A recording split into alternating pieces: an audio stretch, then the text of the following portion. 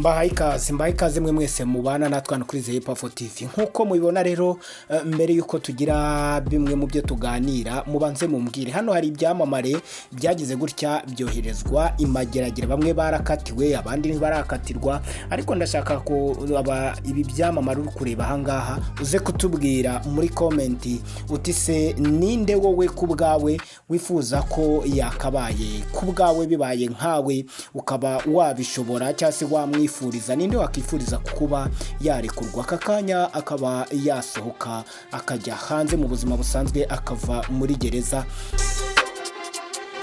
Inkuru rero yaduhurije ahangaha ni inkuru y'uwo bita Ugiye umukaraza, muramuzi mwaramumenye cyane, yaravuzwe mu minsi ishize, akaba yagize gutya uyu munsi akaza kuburana ku rubanza rwe, arimo aburana kwifunga n'ifungurwa. Afungwa yari yafunzwe kubwo gukekwaho kukuba yarakoresheje imibonano mpuzabitsina uwitwa Shadibu cyangwa Mbabazi Shadia, akaba yari yayimukoresheje ku ngufu cyangwa se yabimukoresheje atabishaka, dore ko byavugwa ko yari yamusindishije. Ariko ubu ngubu tukaba twakubwira ko icyaha cyo gusambanya Shadibu, iki cyaha ngo byaje kurangira burya kitamuhamye, bitewe nuko ngo hatigeze haboneka ibimenyetso bimushinja iki cyaha cyangwa se bishobora kuba byamuhamya iki cyaha. Ibi rero bikaba byaraje kurangira icyaha gikuweho, ariko aza kuba hari icyaha kindi yaje kwisangamo. Ubu ngubu rero akaba nta kindi cyaha akurikiranyweho uretse icyaha cyo gukoresha ibiyobyabwenge, kuko bivugwa ko ubu ngubu akurikiranyweho icyaha cyo gukoresha ibiyobyabwenge cyangwa se urusobe rw'imiti ikoreshwa nkabyo. Iki ngiki nicyo cyaha ubu ngubu ari gukurikiranwaho hariya mu rukiko, aho uyu munsi yaje kugira gutya akaburana kwifungwa n'ifungurwa by'agateganyo, aho ari kuburana kukuba yajya burana ari hanze cyangwa se kukuba yaburana afunze. Ni iminsi 30 y'agateganyo arimo aburana kukuba yarekurwa cyangwa se akaburana yarakatiwe iyi minsi 30 y'agateganyo. Akaba rero uyu musore ibyo icyaha yari yafunzwe aricyo akurikiranyweho cyo kugira gutya agasambanya Shadibu, bikaba bivugwa ko rwose ngo nk'uko kopi z'umwanzuro w'urubanza rwabaye zikaba zaje kugaragaza ko urukiko rwavuze ko nta mpamvu zikomeye zituma Ugiye umukaraza akekaho icyaha cyo gukoresha undi imibonano mpuzabitsina ku gahato.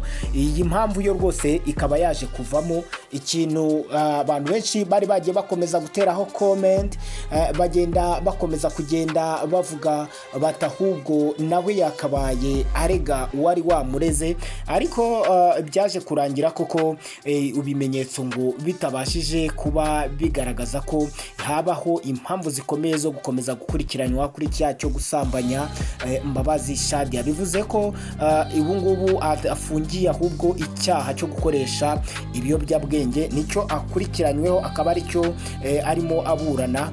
Ubu ngubu akaba arimo rero yasabaga ko yafungurwa, ariko ndetse n'ubushinjacyaha nabwo bugasaba ko akomeza kuburana afunzwe iminsi igera kuri 30 y'agateganyo.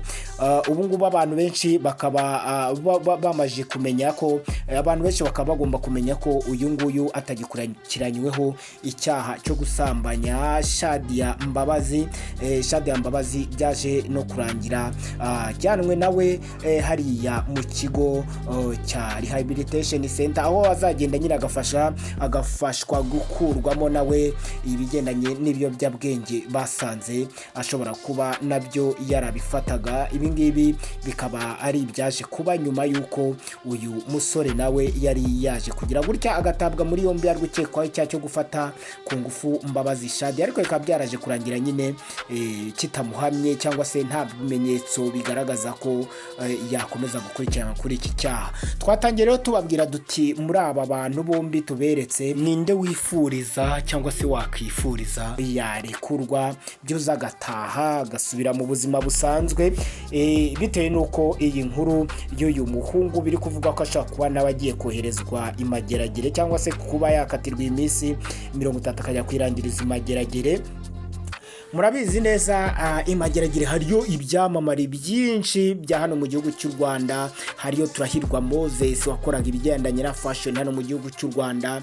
Hariyo uwitwa DC Clement akaba ari umunyamakuru umenyere ku mbuga nkoranyambaga nawe ni hari. Hakabayo uwitwa Jihadi wiritaga umushu nawe akaba ari hari ari kurangiza igihano yaje gukatirwa. Hakabayo uwitwa Semuhungu Eric nawe ni hari akaba nawe ategereje kuba azakatirwa bitewe n'ibyo ashinjwa. Hakabayo uwo bita DJ Toxic nawe arimo arasoza igihano yaje guhabwa. Murabizi DJ Toxic yafunzwe nyuma yuko yari yagonze umupolisi wari mu kazi ke mu muhanda akaza kugira gutya gapfa kitayimana.